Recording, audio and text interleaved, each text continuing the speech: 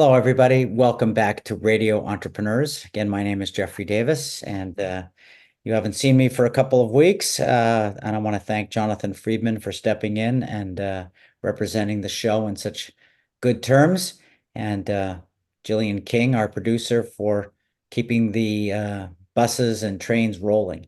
Our next guest is Anastacia Yefimenko, founder of Elcove, I think. Is that Yeah. correct? Yes, hi. I'm super excited to be here. Thank you. My name is Anastacia. I'm the founder of Elcove. So, I've read a little bit about your bio. You're at Babson. You've had some, I guess, personal motivation that got you into your business. So I'm looking forward to your story. Can you tell it to our listeners? Absolutely. So I started my company, which is a line of zero waste and non-toxic home care products because I had suffered with really severe allergies and asthma myself for my entire life. And so when I started to dig deeper, I realized it was the products that I was bringing into my home that were causing all of these different reactions. And even if, I learned that if you aren't having reactions, you're still getting all of this damage done to yourself because of all of these chemicals, even though you might not be able to see it. And then I also learned that 2.5 billion plastic cleaning product bottles are thrown out every single year. So I figured why not solve both problems instead of, solving either or. Right. So continue. And so you did what?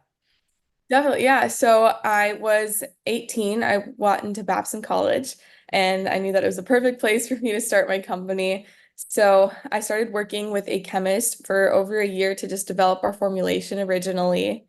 And so during that time, I had to learn how to do everything else myself. All of our packaging I designed on Canva, the website, I had to learn how to do everything. And so eventually we were able to launch in 2023 and have been selling for a little over a year now, and mainly selling online on our website and Amazon. Wow. And also you're selling through Amazon. Yes, we sell on both. Interesting. And how have you found the sale of the product to date? Yeah, I mean, it's been going really well. It's interesting to figure out how to reach your audience and how to find the right person and how to educate people on a topic that maybe isn't the most fun. Cleaning products, it's not always the most fun topic. So it's been a lot of fun to figure that out. Right, right. And have you seen any competitive issues come up in terms of blurring your message?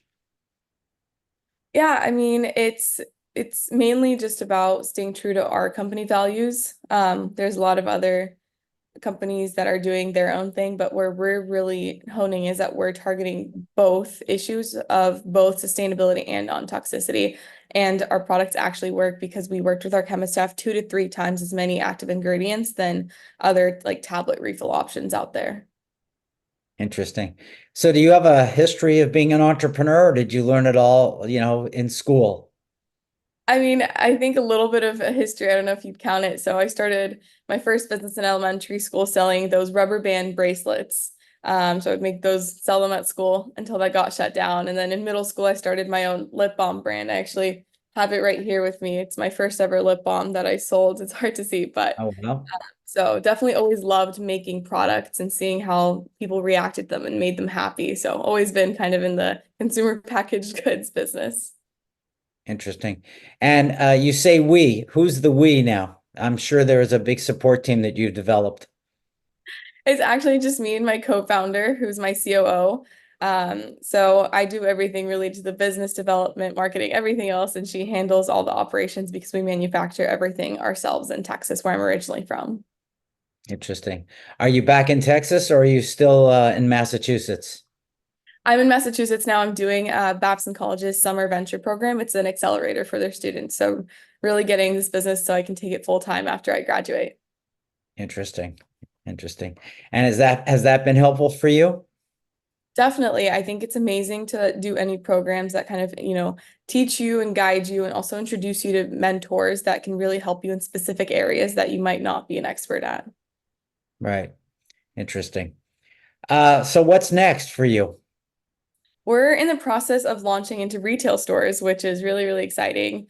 Starting hopefully with small single unit retailers in the area and then expanding in the next few years. Really want to make sure that our products are as easily accessible to customers as possible. And so we can keep growing our impact. Interesting. So you're going to stay in this business and stay focused. Definitely. Interesting.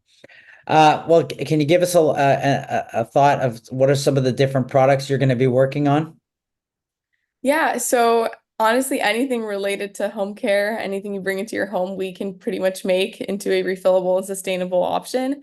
Right now, we have dish soap and hand soap, and in the future, we're expanding into some things. I don't know if I can speak on them yet, but anything related to home care, definitely. Interesting. And are you self-financing or are you do you have people, helping you out? Yeah, so I've been really lucky to be able to win a lot of different pitch competitions and really utilize the fact that I'm a student. So I've been able to win a bunch of grant money that I've been able to fund this business with. So that you're still completely in control of the business? Absolutely. Do you think that that's the way you're going to keep it, or you might have to compromise that? I think at the rate we're going right now, I'm open to an investor coming in because I know it would help us scale our growth, but it's not necessarily something that we need to be able to survive with this business. It's growing at its own pace very comfortably. So if the right opportunity comes along, I would definitely consider it, but it's not something that we need. Interesting. Do you have a board of advisors as well? Official one. I just have a lot of really amazing mentors that I know I can go to and I check in regularly with.